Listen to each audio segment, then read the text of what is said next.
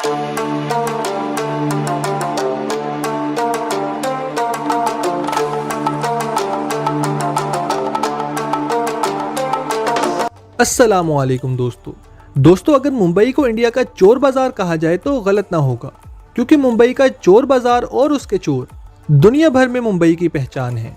लेकिन क्या आपको पता है कि इसका नाम चोर बाजार किसने रखा था? क्या आपको पता है कि इंग्लैंड को मुंबई जहेज में मिला था, लेकिन ये जहेज किसने दिया था? और मुंबई को किराए पर किसने चढ़ाया था? ये डब्बे वाले कौन हैं? और इन्होंने ऐसा क्या किया कि हार्वर्ड बिजनेस स्कूल को इनकी केस स्टडी लिखनी पड़ी?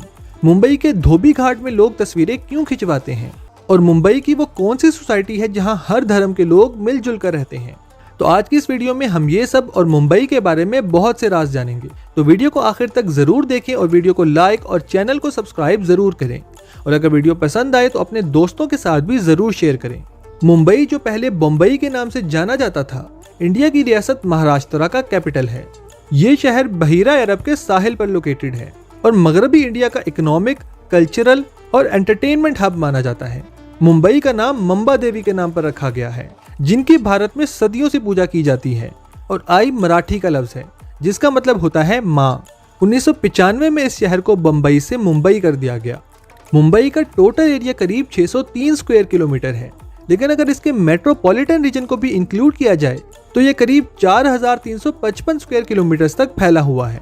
इस शहर में तकरीबन 20 मिलियन यानी करीब 2 करोड़ से ज्यादा लोग रहते हैं और इसी आबादी के हिसाब से मुंबई दुनिया के सबसे ज्यादा गुंजान आबाद शहरों में शुमार होता है। और मुंबई भारत का एक ऐसा शहर है जहां आपको हर नस्ल, मजहब और जुबान के लोग मिलते हैं। मुंबई का political structure Brihan Mumbai municipal corporation के अंडर आता है, जिसे BMC कहा जाता है। ये इंडिया की सबसे बड़ी म्यूनिसिपल बॉडी है। मुंबई में गवर्नर महाराष्ट्र का होता है, लेकिन शहर के रोजमर्रा का काम मेयर और कमिश्नर के थ्रू किया जाता है। पब्लिक सर्विसेज, ट्रांसपोर्ट और डेवलपमेंट प्रोजेक्ट्स BMC के जरिए ऑपरेट होते हैं और इनका स्केल कई छोटी कंट्रीज के नेशनल बजट से भी बड़ा है। मुंबई असल में 7 अलग अलग जजीरों का एक ग्रुप था। ये जजीरे पहले मूल कोली फिशिंग कम्युनिटी के अंडर थे, जो यहाँ के असली बाशिंदे थे।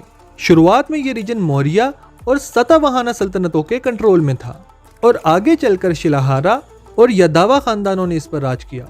14वीं सदी के आसपास गुजरात की सल्तनत ने मुंबई के जजीरों पर कंट्रोल कर लिया। तब ये जगह एक छोटा फिशिंग पोर्ट और समुद्री तिजारत का मरकज थी। लेकिन 1534 में पुर्तगालियों ने सुल्तान बहादुर शाह से मुआहदा करके ये जजीरे अपने नाम करवा लिए। पुर्तगालियों ने इसका नाम बॉम्बेम रखा और यहाँ कैथोलिक चर्चेज, किले और छोटी बस्तियां बनाई। आज भी उनके बनाए हुए चर्च मुंबई के कई इलाकों में मौजूद हैं, जैसे सेंट माइकल चर्च। 1661 में इंग्लैंड के बादशाह चार्ल्स II ने पुर्तगाल की शहजादी कैथरीन ऑफ बरगेंजा से शादी कर ली और पुर्तगाल ने बॉम्बे के 7 जजीरे इंग्लैंड को जहेज में दे दिए। ब्रिटिश ईस्ट इंडिया कंपनी को 1668 में ये जजीरे सालाना किराए पर दे दिए गए और यहीं से मॉडर्न बम्बई की कहानी शुरू होती है। ब्रिटिश ने यहाँ पोर्ट्स कायम किए, शिपिंग डॉक्स बनाए और देखते ही देखते ये जगह एक अहम ट्रेडिंग हब बनता गया।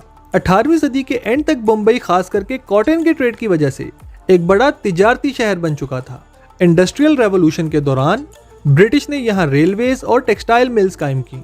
1853 में इंडिया का पहला रेलवे लाइन बम्बई से थाने के बीच शुरू हुआ। इसका इकोनॉमी बूम करने लगा और लोग इंडिया के अलग अलग रीजन से बम्बई आने लगे और इस माइग्रेशन ने बम्बई को एक मल्टी कल्चरल सिटी बना दिया।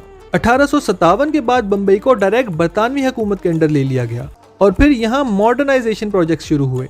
Bombay high court, university of Bombay, Victoria terminus और गेटवे ऑफ इंडिया जैसे आइकॉनिक स्ट्रक्चर्स इसी दौरान तामीर हुए। इसी दौरान पारसी बिजनेसमैन जमशेदजी टाटा ने इंडस्ट्रीज और होटल्स एस्टेब्लिश किए, जिनमें होटल ताजमहल आज वक्त के साथ साथ बम्बई की आइडेंटिटी बन चुका है। 1942 में मुंबई के ग्वालियर टैंक मैदान से महात्मा गांधी ने 8 अगस्त 1942 को डू और डाई का नारा बुलंद किया। इसके अलावा फिल्म्स, थिएटर्स, अखबार और मीडिया के जरिए मुंबई ने भारत की आज़ादी में कलीदी किरदार अदा किया। आज मुंबई को इंडिया का फाइनेंशियल कैपिटल माना जाता है। यहाँ reserve bank of India, Bombay stock exchange, national stock exchange और कई मल्टी नेशनल कंपनीज के हेडक्वार्टर्स हैं। मुंबई का GDP इतना हाई है कि अगर ये एक अलग कंट्री होता तो साउथ ईस्ट एशिया के टॉप इकोनॉमीज में शुमार होता। दुनिया की दूसरी सबसे बड़ी फिल्म इंडस्ट्री बॉलीवुड इसी शहर में बसाई गई है। दुनिया में सबसे ज्यादा मूवीज इसी शहर में मौजूद फिल्म सिटी में बनाई जाती हैं, जिसकी गोकुल धाम सोसाइटी और उसके वासियों का मुझ समेत आज हर बच्चा और बूढ़ा दीवाना है, जहां पर तमाम धर्म और नस्ल के लोग मिलजुल कर रहते हैं। मुंबई की ऑफिशियल लैंग्वेज मराठी है, लेकिन यहाँ हिंदी, इंग्लिश, गुजराती, तमिल, तेलुगु और पंजाबी समेत हर जुबान बोलने वाले लोग मिलते हैं। इसका ट्रांसपोर्ट सिस्टम काफी फैला हुआ है। लोकल ट्रेन्स, जिसे मुंबई की लाइफलाइन कहा जाता है, रोजाना करीब 75 मिलियन लोगों को अपनी मंजिल तक पहुंचाती है। इसके अलावा बसेस, मेट्रो रेल और काली पीली टैक्सी सर्विस हर कोने में चलती है। मुंबई में हर तरह का मौसम पाया जाता है। गर्मियां अप्रैल से जून तक चलती हैं और टेम्परेचर 35 डिग्री तक चला जाता है। मूनसून का सीजन जून से सितंबर तक रहता है और यही वो वक्त होता है जब मुंबई बारिशों से भीग जाता है। सर्दियों की शिद्दत नॉर्मल होती है। दिसंबर से फरवरी के बीच टेम्परेचर 18 डिग्री तक गिरता है। एजुकेशन और हेल्थ केयर की फील्ड में भी मुंबई काफी आगे है। मुंबई का लिटरेसी रेट भी काफी हाई है, जो कि तकरीबन 90% के आसपास है। मुंबई का कल्चर उसके लोगों की मिली जुली जिंदगी की नुमाइश करता है। यहाँ गणेश चतुर्थी, ईद, क्रिसमस, दिवाली और नवरात्रि सब एक ही जोश और वलवले के साथ मनाए जाते हैं। मुंबई की जान और दुनिया भर में उसकी पहचान उसका स्ट्रीट फूड है। वड़ा पाव, पाव भाजी, भेलपुरी, मिसल पाव और कटिंग चाय मुंबई की शनाख्त का हिस्सा है। Gateway of India, CST station, Haji Ali, Siddhivinayak मंदिर और फिल्म सिटी जैसे मुकामात मुंबई दर्शन करने वाले टूरिस्ट की लिस्ट में शामिल जरूर होते हैं।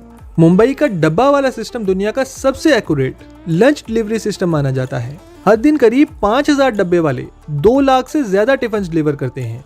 और हैरानी की बात यह है कि ये बिना किसी मोबाइल ऐप्स, GPS या डिजिटल ट्रैकिंग के किया जाता है। हार्वर्ड बिजनेस स्कूल इस सिस्टम पर केस स्टडी तक लिख चुका है, क्योंकि इनका एरर रेट इतना कम है कि 1 करोड़ डिलीवरीज में से शायद कोई एक गलती होती है। मुंबई के स्लम्स यानी कच्ची आबादी दुनिया के सबसे बड़े और ऑर्गेनाइज्ड इनफॉर्मल बस्तियों में शुमार होते हैं। धरावी, जो कि दुनिया का दूसरा सबसे बड़ा स्लम है, सिर्फ गरीबी का सिंबल नहीं बल्कि $1 बिलियन इकोनॉमी है। यहाँ लेदर, पोल्ट्री, रिसाइकलिंग और गारमेंट्स की बहुत ही छोटी छोटी इंडस्ट्रीज काम करती हैं, जहाँ हर गली में आपको कोई छोटा कारोबारी जरूर मिलेगा। मुंबई की टैक्सीज का भी पूरी दुनिया में एक अलग ही स्टाइल है। उसका काला और पीला कलर और उसका एक खास स्टाइल दुनिया भर में फेमस है। इस स्टाइल को मुंबई टैक्सी आर्ट कहा जाता है। मुंबई का धोबी घाट दुनिया का सबसे बड़ा ओपन एयर लॉन्ड्री सिस्टम माना जाता है। यहाँ 7000 से ज्यादा धोबी हर दिन हजारों कपड़े हाथ से धोते हैं, उन्हें इस्त्री करते हैं और डिलीवर करते हैं। ये जगह इतनी फेमस है कि टूरिस्ट यहाँ फोटोग्राफी और गाइडेड टूर्स के लिए आते हैं। मुंबई का चोर बाजार एक ऐसी जगह है जहाँ आपको पुरानी चीजें, एंटीक्स, फर्नीचर्स, टाइपराइटर्स, ग्रामोफोन्स और हत्ता के मूवी के प्रॉप्स तक मिलते हैं। कहा जाता है कि मुंबई में कुछ भी खो जाए, एक बार चोर बाजार का चक्कर जरूर मार लेना चाहिए, क्या पता वो चीज मिल जाए। ये मार्केट असल में शोर बाजार के नाम से जानी जाती थी, लेकिन गोरों ने इसे गलत समझकर चोर बाजार कह दिया और आज ये चोर बाजार पूरी दुनिया में मुंबई की पहचान बन चुका है। तो ये थे मुंबई के बारे में कुछ खतरनाक और दिलचस्प हकाइक। तो जल्द ही मिलेंगे एक नए मुल्क और एक नई कहानी के साथ। तब तक के लिए फी अमान अल्लाह।